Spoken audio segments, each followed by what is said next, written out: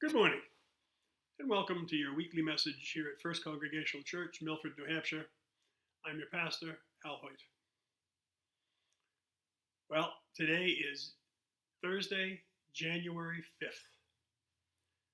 We've gotten through Christmas and New Year's. We're all still in one piece, mostly. We've had a busy time this last week with the funeral for Carolyn Goodwill on Tuesday, and the funeral for Paul Silver yesterday, Wednesday, January 4th. It was very well attended. Many members of our church were here, as well as members of the community. And it's gratifying to see so many people here to pay their respects to Paul and to support Paul's family. I know Brenda and Mario were very grateful for all the support they got from the church and all the letters and cards that they received and all the phone calls they received. So we did a good job. I especially want to thank the deacons for all the work that they've been doing this last couple of weeks. You know, it's sometimes we forget how much work goes into Christmas and New Year's and decorating the church and all of the other things that happen, and then the work that goes into being here for a funeral and helping with the funeral service. The deacons have stepped up every time and fulfilled all of those jobs and done it usually with a smile on their face. So, make sure you thank one of the deacons when you get a chance. This week, coming up at the church, this Sunday, the adult Bible study will be at 9 a.m. At 10, we'll have our live church service and live streamed. Immediately following the church service is coffee hour. On Tuesday, January 10th, from 6:30 to 9, the Souhegan Valley Chorus will be beginning their spring season rehearsals here in the sanctuary. On Wednesday, January 11th, at 10 a.m., the deacons will be meeting via hybrid. Look for the Zoom meeting link that morning, probably right around 8 o'clock. On Thursday, I will be conducting my monthly worship service at the Bedford Falls Assisted Living Facility, and Thursday evening at 7:30 is choir rehearsal. The choir will be back, and I'm sure that I'm looking forward to being back with the choir, and I hope you're looking forward to hearing them as well. On Friday, January 13th, the church office will be closed. So, as I said, it's been a very busy couple of weeks. I'm very pleased with the way things went across the board. I thought our Christmas Eve service was absolutely beautiful. Our service of comfort and healing, while very few people attended, those who did found it very meaningful.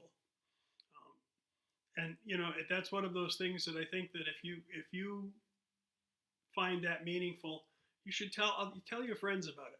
There are plenty of other people in the community who could use that kind of service right around the holidays.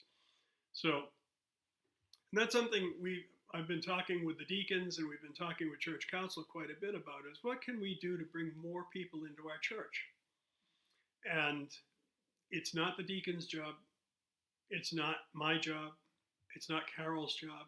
It's everyone's job. It's all of our jobs. Is to talk about our church to people who don't come, who aren't members, to talk about how much fun you've had doing different projects at the church, how much you enjoy seeing the kids come up for the kids message. Talk about it with your friends. Talk it up a little bit. The more you encourage people to come to the church, the more they will come.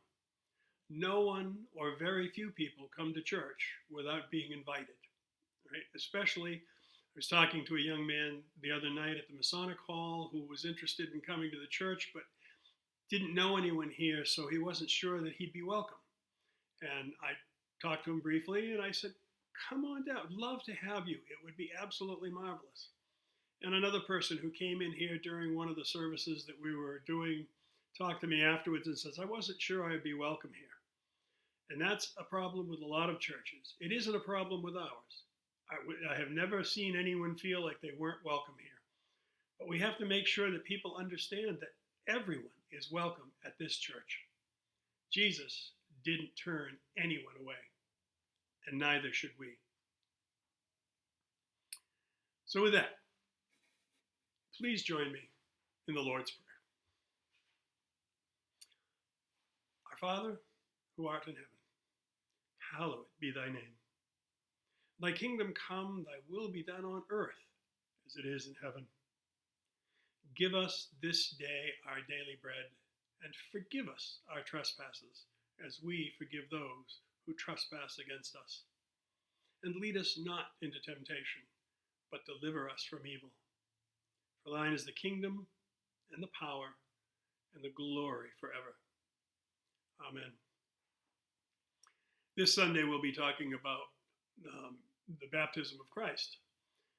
I'll also be talking a little bit about our baptisms, yours, mine, our children's, our grandchildren's, and the promises that were made for us or that we made for ourselves in confirmation that we generally don't talk about very much once we've been confirmed or once we've been baptized. We don't talk about those promises that we made.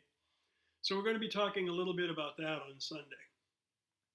The other thing I want you to think about is the actual words you use when you say the Lord's Prayer. Far too often, that prayer is just a rote.